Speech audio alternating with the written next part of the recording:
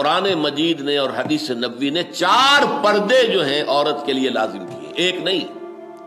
پہلا پردہ ہے عورت کے اندر، دل کے اندر، حیا، والحیاء شعبۃ من الایمان۔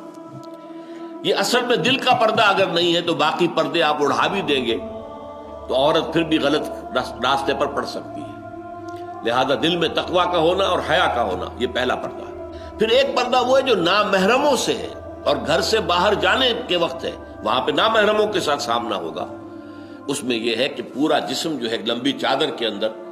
ملبوس ہو، لپٹا ہوا ہو، ملفوف ہو، اور چادر کا ایک سرا جو ہے اس کو چہرے کے اوپر بھی لٹکا لیا جائے۔ اب اس کے لیے جب ایک عطا بن سیرین رحمت اللہ علیہ جو ہے ایک بہت بڑے تابعی، انہوں نے ایک صحابی سے پوچھا کہ اس آیت پر جو کیسے عمل کیا، سورہ احزاب کی آیت پر، تو انہوں نے پھر ایک لمبی سی چادر لے کر اپنے آپ کو اس میں پوری طریقے سے چھپا کر پھر ایک آنکھ کھلی رکھ کر باقی پورے چہرے کو بھی ڈھانپ لیا، پورا چہرہ بھی، اور کہا یہ اس طریقے سے عمل کیا تھا صحابیات نے اس آیت کے اترنے کے بعد۔ یہ ہے دوسرا پردہ جو نامحرموں سے ہے یا گھر سے باہر ہے۔ تیسرا پردہ ہے اب جو محرموں سے ہے، سوائے شوہر کے، محرموں سے پردہ، باپ سے پردہ، بھائی سے پردہ، بیٹے سے پردہ، سگے بھائی سے پردہ۔ کیوں؟ کہ کسی کے سامنے محرموں میں سے بھی سوائے شوہر کے، شوہر کے لیے بیوی، بیوی کے لیے شوہر، یہ تو لباس ہے ایک دوسرے کے لیے، بغیر بالکل کسی لباس کے بھی یہ ہوں آپس میں، جو بھی ان کا خلوت کا وقت ہے تو کوئی حرج نہیں۔ ہن لباس لکم وانتم لباس لہن، وہ تمہاری بیویاں تمہارے لیے لباس ہیں، تم ان کے لیے لباس ہو، تو آپس میں ایک دوسرے کے لیے لباس ہو۔ ان کے لیے کوئی ستر کا حکم نہیں ہے، لیکن ان کے سوا باپ ہو، بھائی ہو، بیٹا ہو، بھانجا ہو، بھتیجا ہو، کسے باشد جس کی لمبی فہرست دے دی گئی ہے سورہ نور کے اندر مکمل، ان کے سامنے بھی عورت آئے گی تو چہرہ تو کھلا ہوگا، ہاتھ کھلے ہوں گے، پاؤں کھلا ہوگا ٹخنے سے نیچے، باقی پورا جسم جو ہے وہ کورڈ ہوگا، اور لباس بھی ایسا کہ جو تنگ نہ ہو، باریک نہ ہو، 2 شرطیں پوری کر رہا ہو۔ باریک لباس جس میں سے جسم جھلک رہا ہو، نہیں، حرام۔ تنگ لباس جس سے جسم کے جو نشیب و فراز ہیں وہ نمایاں ہو جائے، یہ مردوں کا معاملہ بھی ہے۔ بعض لوگ جو یہ پہنتے ہیں بڑی تنگ پینٹیں، ان میں آپ کو معلوم ہے کس طریقے سے ان کا جو ہے وہ سطر نہیں ہوتا پھر پوری طریقے سے، بلکہ جسم کے اعضاء جو ہیں ان کے نمایاں نظر آتے ہیں چاہے لباس پہنا ہوا ہے۔ تو یہ ہے محرموں کے سامنے پردہ، اور محرموں کے سامنے لباس کے علاوہ ایک اضافی شے جو سینے پر ابھار ہیں اللہ نے پیدا کیے ہیں، جو عورت کے نسوانی حسن کا ایک بڑا اہم حصہ ہے، ان کے اوپر اضافی کورنگ ہونی چاہیے، وہ ہے اوڑھنی۔ وہ اوڑھنی جو کہ عرب کے اندر پہلے یہ تھا کہ سر پر ڈال کر اور باقی پیچھے پھینک دیتے تھے اپنی کمر پہ، حکم دیا گیا نہیں، یدنین علیہن من جلابیبہن، اس اوڑھنی کو جو سر کے بالوں کو چھپا کر اور گردن کو بھی چھپائے، اور پھر اس کا ایک بکل جو ہے وہ سینے کے اوپر آ جائے۔ یہ اضافی کورنگ ہے، اضافی کورنگ ہے، چاہے نیچے اس نے کرتا پہنا ہوا ہے لیکن کرتے کے باوجود ظاہر بات ہے کہ سینے کے ابھار تو نمایاں ہو جائیں گے، لہذا اس کے اوپر اضافی کورنگ ہے۔ یدنین علیہن من جلابیبہن تو باہر کے لیے ہے، ولیضربن علی جیوبہن بخمرہن، اپنی اوڑھنیوں سے اپنے سینوں کے اوپر بھی بکل مار لیا کرے۔ یہ تیسرا پردہ ہوا۔ ایک چوتھا پردہ ہے اسلامی معاشرے کا، وہ اہم ترین ہے، اس پر لوگوں کی نگاہ ہی نہیں جاتی۔ اسلامی معاشرہ مخلوط نہیں ہے، جدا گانا، سیگریگیشن، مردوں کا دائرہ علیحدہ، عورتوں کا دائرہ علیحدہ ہے، کہیں بھی اختلاط نہ ہو۔ اسکول ہے، کالج ہے، لڑکوں کے علیحدہ، لڑکیوں کے علیحدہ، یونیورسٹیز لڑکیوں کی علیحدہ بنا دیجیے، لڑکوں کی علیحدہ، ان میں میل جول نہیں ہونا چاہیے۔ گویا کہ میں نے اس پہ الفاظ لکھے ہیں کہ جیسے ایک بہت بڑا پردہ معاشرے کے اندر لٹکا ہوا ہے کہ اس نے دونوں صنفوں کو علیحدہ کر دیا۔ مردوں کا ہسپتال ہے، مرد مریض، مرد ڈاکٹر، مرد نرسیں ہونی چاہیے، میل نرسز آرمی میں ہوتے ہیں، اور امریکہ وغیرہ میں بہت بڑا پروفیشن ہے یہ، کسی کو گھر پہ ضرورت ہے تو میل نرس وہ رکھ لیتا، ان کی پوری ٹریننگ ہے نرسوں والی۔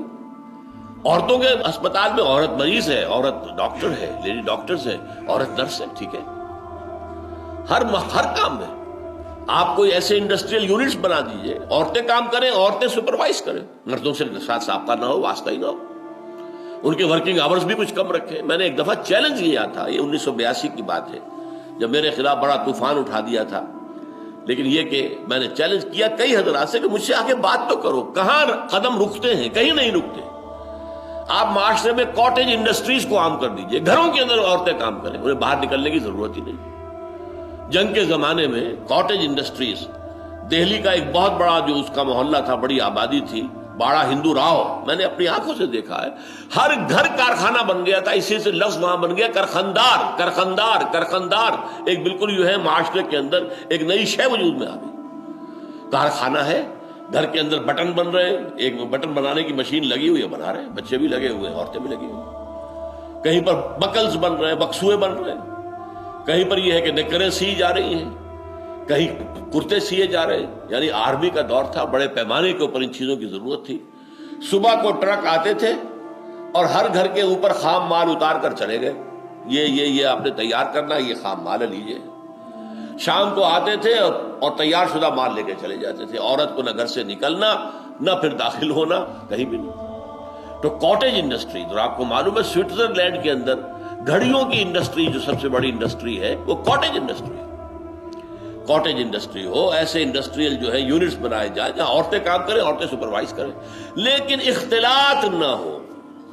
یہ اختلاط جو ہے یہ ہے در حقیقت ولا تقربوا الزنا، یہ اللہ تعالیٰ نے یہ حد بندیاں کر دی ہیں، دور دور زنا کے قریب تک نہ پھٹکو۔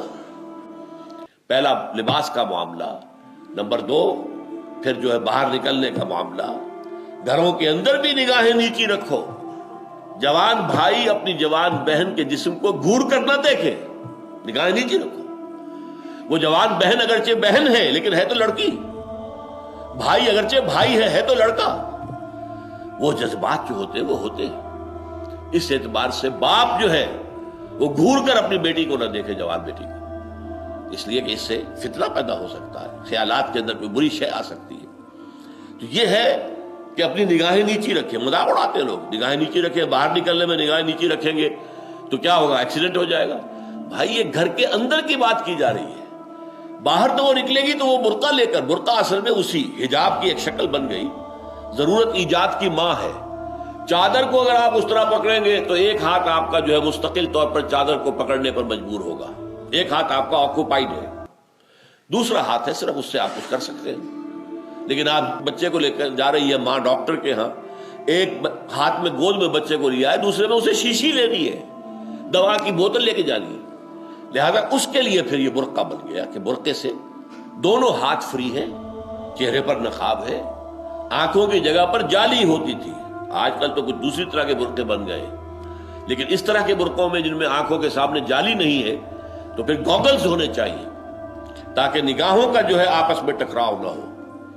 ایک آنکھ کی ٹکراؤ کا جو ہے وہ نگاہوں کا ٹکراؤ نہیں ہوتا، ایک آنکھ سے میسج پاس نہیں کیا جا سکتا، یہ دونوں آنکھوں کا کام ہوتا ہے، اسی لیے ایک آنکھ چھپی ہوئی ہو اور ایک آنکھ جو ہے وہ بند ہو، یا پھر یہ ہے کہ دونوں آنکھوں کے اوپر گوگلز اگر پہن لیے تو اس سے یہ ہے کہ وہ فتنے کا راستہ بند ہو جائے گا۔ تو ان تمام راستوں کو بند کرنا مقصود کیا ہے؟ ولا تقربوا الزنا، زنا کے قریب تک مت جاؤ، انہ کان فاحشہ، وہ بہت ہی بے حیائی والا کام ہے، وساء سبیلا، اور بہت ہی برا راستہ ہے۔ معاشرے کو پھر جس معاشرے کے اندر زنا عام ہو جائے پھر وہ سڈاس بن جاتا ہے، متعفن ہو جاتا ہے، اس کے اندر کوئی خیر پروان نہیں چڑھ سکتا، اولاد جو ہے اس کی تربیت صحیح رخ پر نہیں ہو سکتی۔